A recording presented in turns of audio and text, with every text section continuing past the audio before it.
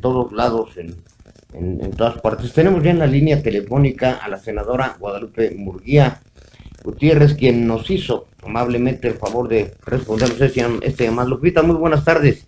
Don Álvaro, buenas tardes, a sus órdenes. Muchísimas gracias por aceptar esta llamada. Vamos a recordarle a nuestra audiencia nuestros números telefónicos, por si algunos de los temas que trataremos de abordar lo más posible en este tiempo: 187-0883 y 442-195-1217.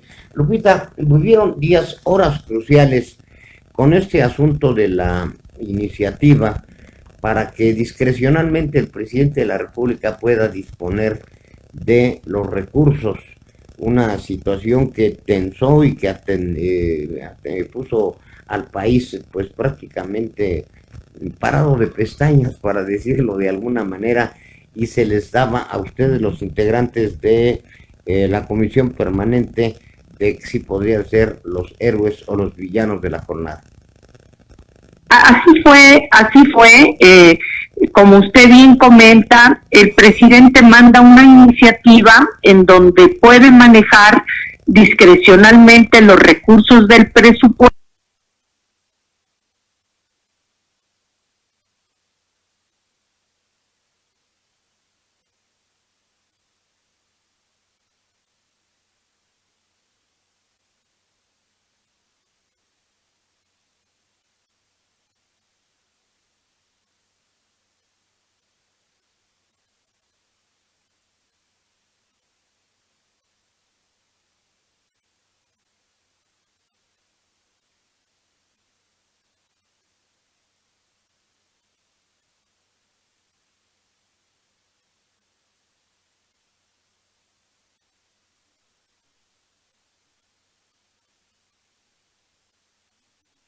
Hay que recordar que en Cámara de Diputados el grupo de Morena y sus aliados puede sacar, pero tranquilamente, con la mayoría legislativa, cualquier ley. Y entonces era nada más el trámite de que la comisión permanente convocara al periodo extraordinario. Les hacía falta un voto para convocar a este periodo extraordinario durante el receso del Congreso, y se generó algo, pues me llamó mucho la atención. Normalmente los temas de carácter presupuestario no despiertan mucho interés en la población, y sin embargo hubo una reacción social enorme por parte de académicos, por parte de organizaciones de patronales, sobre todo Coparmex, abogados, grupos, organizaciones sociales, que empezaron a exigir, y creo que es exacto el tema, en todos los tonos, a los 13 legisladores de oposición, el que no diéramos ese voto que les faltaba a la mayoría de Morena para llegar pues al periodo extraordinario, y que pudieran sacar esta ley, que es un cheque en blanco, en donde se aniquila al poder legislativo, concretamente a la Cámara de Diputados. Y también sucedió que las 13 votos que estábamos en la permanente nos mantuvimos firmes. Y hasta ahorita, bueno, pues no se ha vuelto a presentar esta solicitud. Objetivamente yo creo que lo van a seguir haciendo, primero porque es una iniciativa del presidente, segundo porque lo anunció en un decreto, y ahí ya lo da por un hecho, el que se iban a hacer movimientos en el presupuesto para mandarlo a la refinería de Dos Bocas, a 6 refinerías, al Tren Maya, etcétera. Y bueno, pues están obligados la mayoría de Morena en el Senado, como lo han hecho. Es una mayoría pues siempre complaciente con las exigencias de su líder político. Yo diría que más que complaciente, Lupita. Ahora, Mario Delgado dijo que insistirían en este asunto en unos 15 días más. ¿Es eso posible?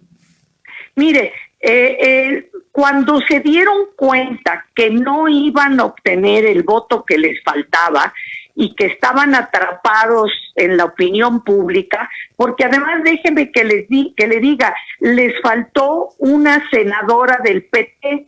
Entonces, el día que se sometía a votación, primero no tuvieron el voto de la oposición, pero después ya les hacía falta otro. Entonces, como se dice coloquialmente, patearon el bote y buscaron como argumento el hecho de que, estaba la pandemia en su etapa más crítica y que en 15 días, pues no convenía el convocar al Senado. Me parece, esa es mi opinión, que es un argumento, pues falaz, porque una semana antes no tuvieron, ya en fase 3, no tuvieron ninguna reserva en convocar al Congreso para revisar esta ley de amnistía y liberar a una serie de personas que han cometido delitos.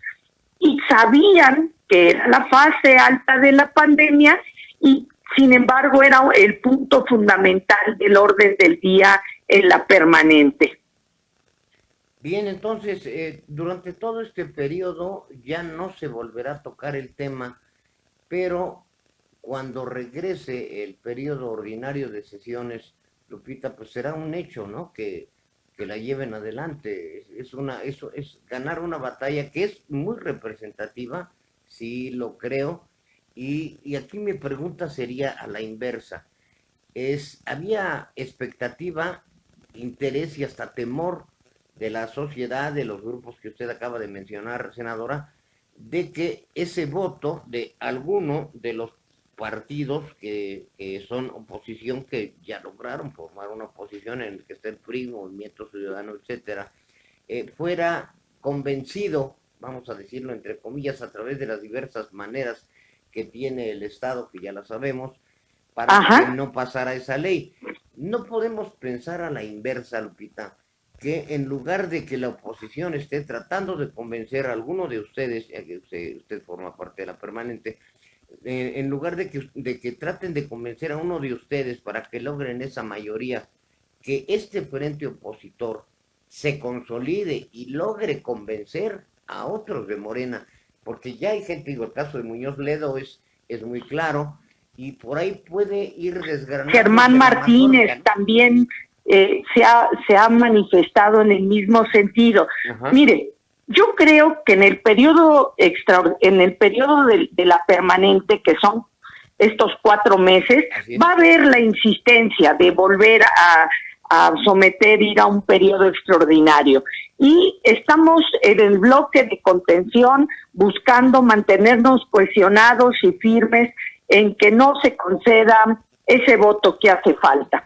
Y ya para el periodo ordinario, estamos hablando en el mes de septiembre, evidentemente, pues ellos pueden señalar como parte de una sesión el regular esto. Pero, mire, yo creo que aquí hubo algo importante, hubo una manifestación de la sociedad crítica echada para adelante, exigiendo y cuestionando. Convocaron incluso a un foro de parlamento abierto con académicos del Instituto de Investigaciones Jurídicas de la UNAM y les fue pésimo. Les dijeron, esta iniciativa es inconstitucional, es arbitraria, es discrecional, tiene una serie de errores enormes porque no distingue de qué tipo de emergencia se habla. Si hay una emergencia, hay que destinar los recursos a la emergencia de salud, a la emergencia económica, y no para dar continuidad y permanencia a las obras representativas de un gobierno. No tuvieron ni para dónde hacerse. Entonces yo creo que en los próximos meses esta opinión de la sociedad nos pueda ayudar, sí, como grupo de contención, para buscar otras opciones.